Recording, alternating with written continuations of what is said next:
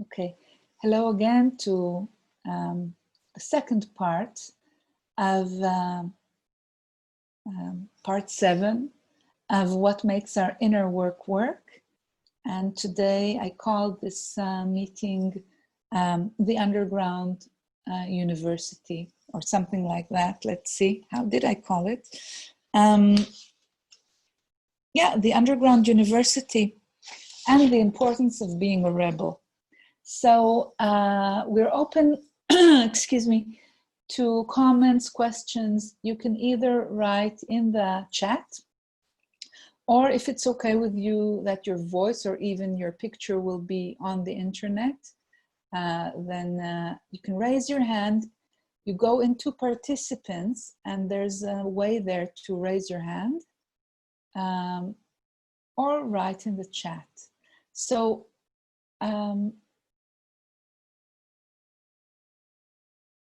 is there anything that came up for you from listening to this story of many years ago that was so important for my development at the time? Is there anything that brings up something for you? Either a comment or questions? And as usual, the quiet time of waiting to see if anybody will say anything. You usually do in the end.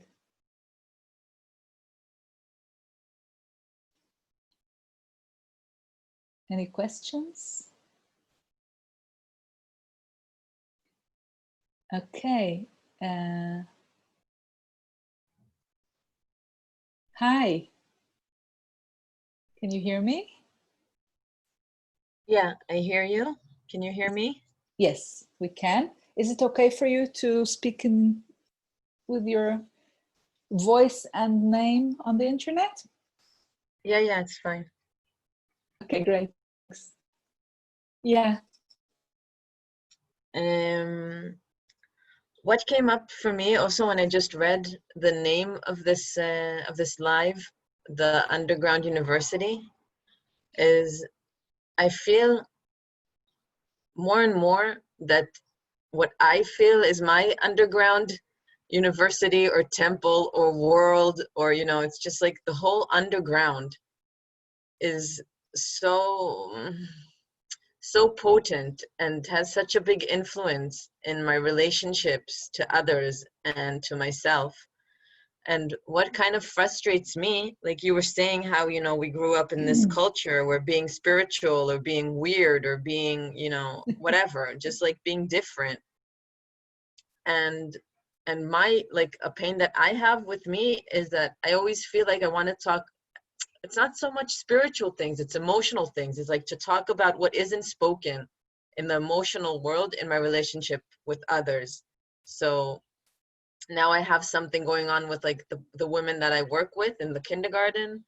And, we have the conversations and the conversations are lovely, but I always have this sense that there's undercurrent that we're not talking about that is much more important between us, like this undercurrent that is living between us that we're not talking about. And it won't help if we'll just keep on talking about the same things over and over again because we're not looking into the undercurrent.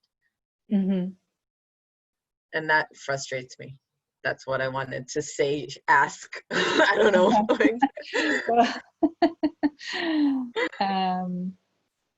I really don't know what to say. It's, I understand. I think, of course, we can't talk about everything and anything with everybody. So there are people we have to talk with, in a limited way. What I know, I try to do, at least with my students and my friends and as many people as possible.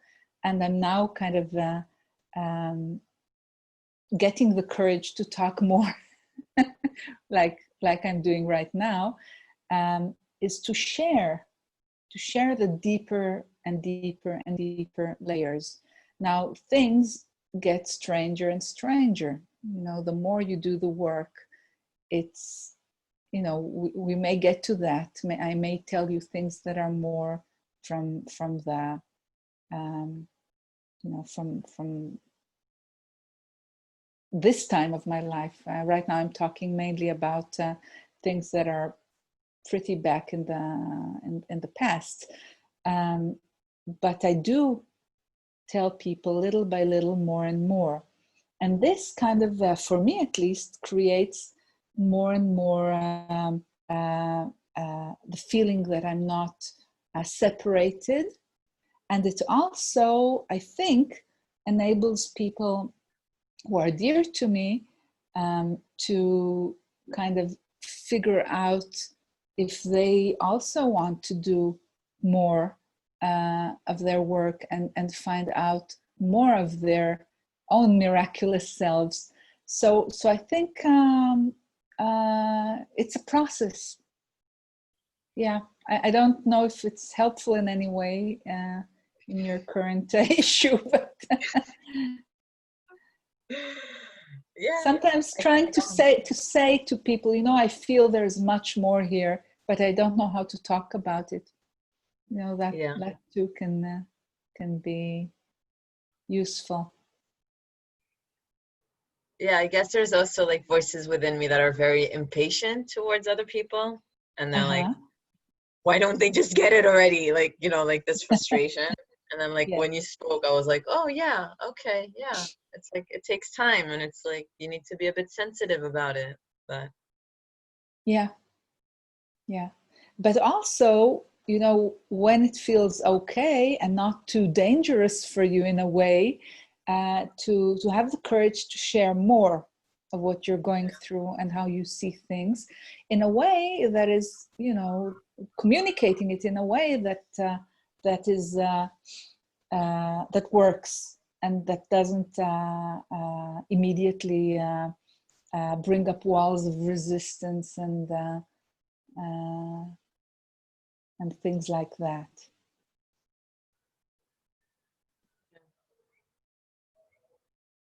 Anything else? no, not from me. Thank you. Thank you. Bye for now. Bye. Anybody else has anything to say or ask? I want to. Do you hear me? Yes, I can hear you. Ah, can I share Yeah, something? yes, of course. Yes. So yesterday I had a very hard day. It was my brother's birthday, and he's now in an institute for COD. I don't know how to say in English. COD. I can't remember right now myself. And but remember that you're live, right? You do realize that you're live on the internet. Yeah. Okay. Yeah.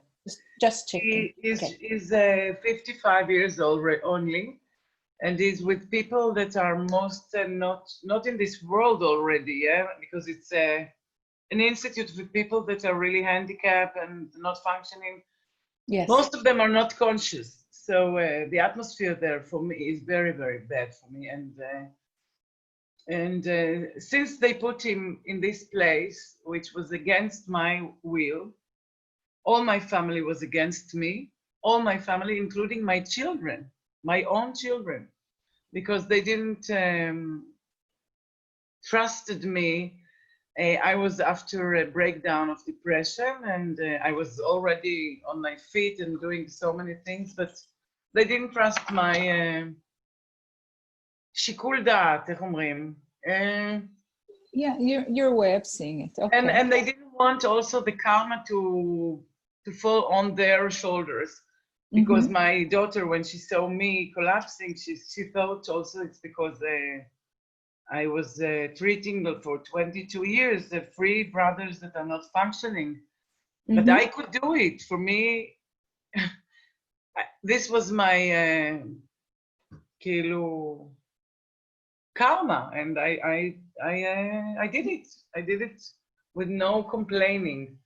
And this was not the reason for my depression. But anyway, since they put him there, I started to cry every day for hours until I realized from a colleague that shared about her post-trauma that what I have is a post-trauma.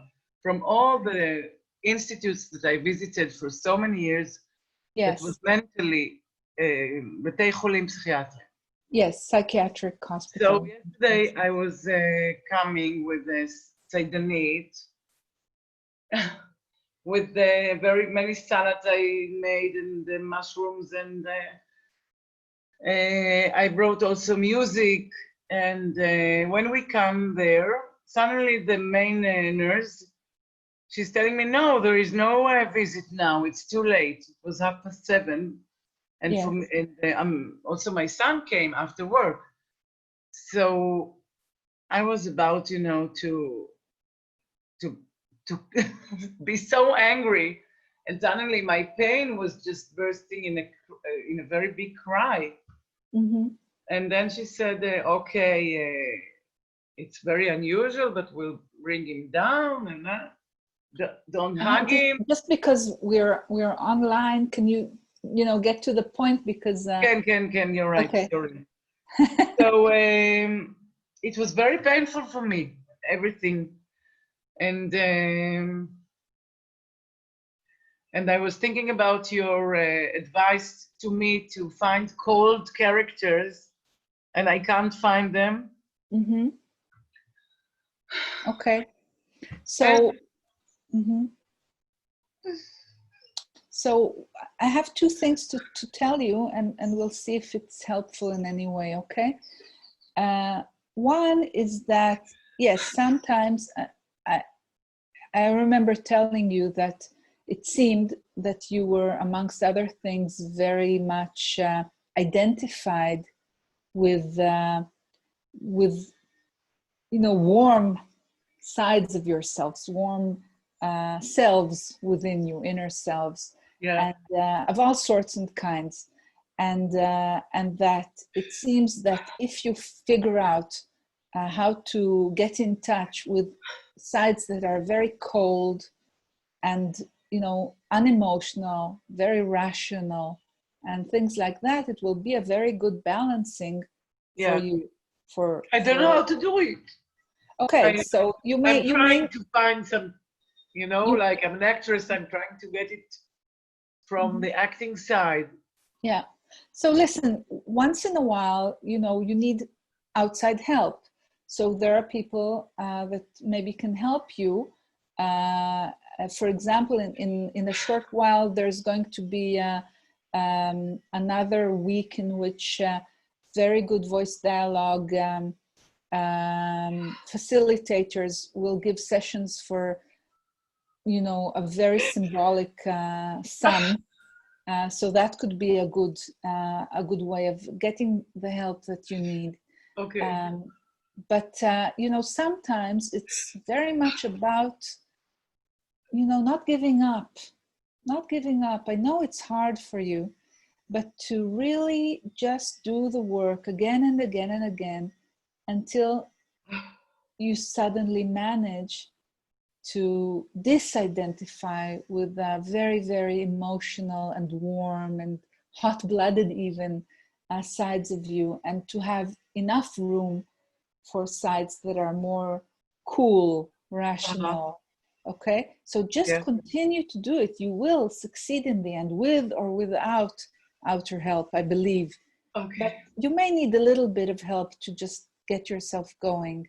Yeah. Another thing you mentioned, and is also important, I think, is that when for many, many years you are, taking care of people or visiting places that are difficult, such as, hospitals or all sorts of institutes and institutions and things like that, it does kind of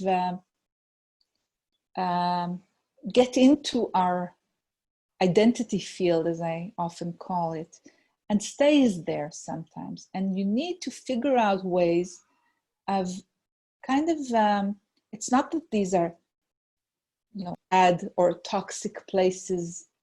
It's not what I mean, but there's a lot of pain and anger and difficulty there, and you take it on, okay? Yeah. And then you keep carrying it, and it can stay within your identity field for your entire life sometimes. Yeah. And you need to figure out ways of kind of clearing it out of your field. And there are many ways of doing that in ceremonies and all sorts of things, but also sometimes doing something that we spoke about to some extent. I think it was the previous part of this series when we talked a little bit about working with your past selves. So, the Sarah of, let's say, I'm just saying 10 years ago, that went through a horrible time with her brother, for example, or visiting the mental institute many times and staying there for a long time, she's traumatized, as you said. Yeah. To a certain degree, I don't know how much, but to a certain degree. Very much. And if you manage to go back in time and help her, you're going to help yourself very much. Okay? So of course there's always more to be said, but well, we'll keep it at that and move on for now. Thank you. Thank you very much. Thanks. Now we have a few things in the chat. I'll translate. I also have a similar difficulty as the one discussed before this talk with Sarah. I have, I try not to talk about, Sarah, you need to mute, please. Yeah. Okay. So I try not to waste conversations and talk only of deep things. And this is sometimes a difficulty because people say I'm heavy. And still, as the years go by, I do that more and more, and I can't find the word right now. And I see that close people are appreciative of this, but others have a difficulty dealing with my need for in-depth conversations. Yes, and yes, to not compromise. Thank you. The word slipped my mind. So yes, I understand completely. I think one of the things that happens is, first of all, little by little, we, choose our friends and who to spend more time with and who less. That's one thing that can happen. But the other thing I think is very relevant to voice dialogue and to working with opposing inner selves within us. So this ability to both chat lightly about anything on the one hand, and on the other hand, this ability to have extremely deep and revealing conversations. So you may be helped, I think, by figuring out which inner self is into the deep conversations, and finding inner selves that are lighthearted and that can just, chat about stuff, about cooking or about, I don't know, football, I don't know, whatever, okay? And they too need to have a little bit of room. And then you can, bring more of the light-hearted and perhaps chatty inner selves to some people and bring the deeper ones to other people. I don't know, maybe that's one direction of working with this.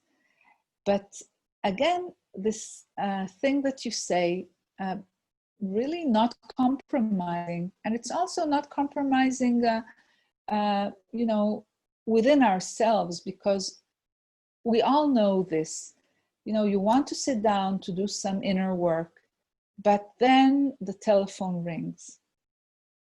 Or then, Sarah, you are called to come immediately to the mental hospital because there is a problem with your brother, or your parents need you, or your children need you, or you're just simply suddenly your attention is you know, diverted to something on the radio, or a noise from outside, or you know, going to eat something. It can be anything really. And our world is really more and more steeped with these diversions and these things fighting for our attention.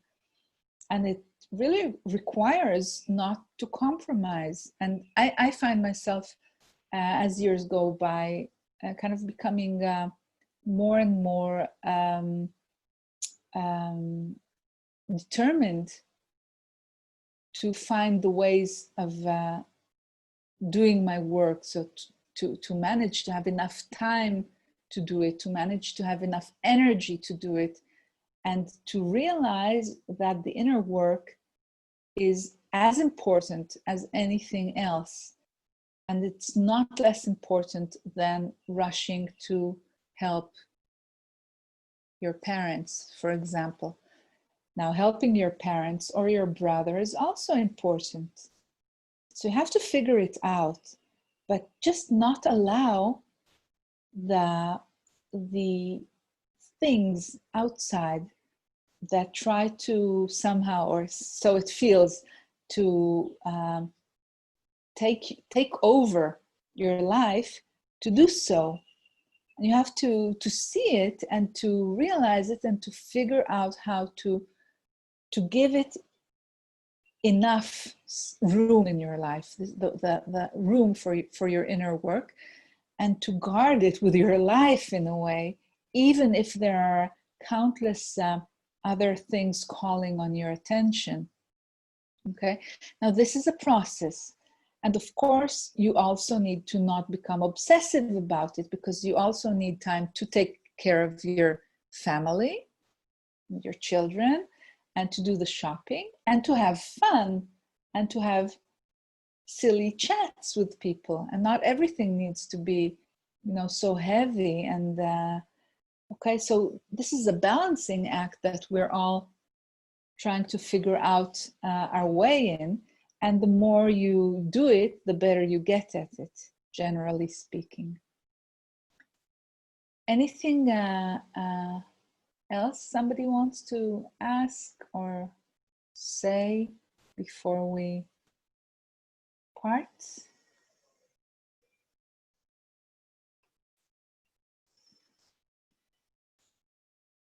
I think that may be all. I'll just give it another minute to see. So just to... Yes, I want to ask one more thing. Okay. I don't have much chances to talk with my children, you know, with the time, and they're very busy. I'm very busy, but I realize that I really have a lot of pain as a mother. I never thought I would bring them to a world that they will experience this time, Kilo. Also me, I'm like, so that's me. I don't realize that all this, you know, time that no new world order, that if they will manage to do it. So I don't have any time to feel it even, but suddenly I realized I'm really terrified. How can I really have pain that my children are 24 and 25 and a half, that in the middle of just creating who you are going through this time. Mm-hmm. Yeah. Yes, but this time also has a huge potential. And one of the things that can be helpful is to, again, not be it, you know, if you feel it like a tsunami, you know, coming over you, whatever it is, the coronavirus, things that are happening in politics and anything else, whatever it is, that is the time where, even more than at any other time, you need to sit yourself down and do your work, if possible, every day. You know, that, you know, because what I found out more and more is that you can live in this world, and it's the same world you're living in to some degree, you know, it's kind of more or less the same reality we're experiencing, but you can be in this underground university, you can be in a different world entirely at the same time. Okay, so that your experience of yourself and of your life remains miraculous and wondrous and powerful. Not all the time, you know, we're human, we have ups, we have downs, but you have something to lean on within you. That's just the beginning. And then little by little, you become more and more empowered. So you're less and less affected.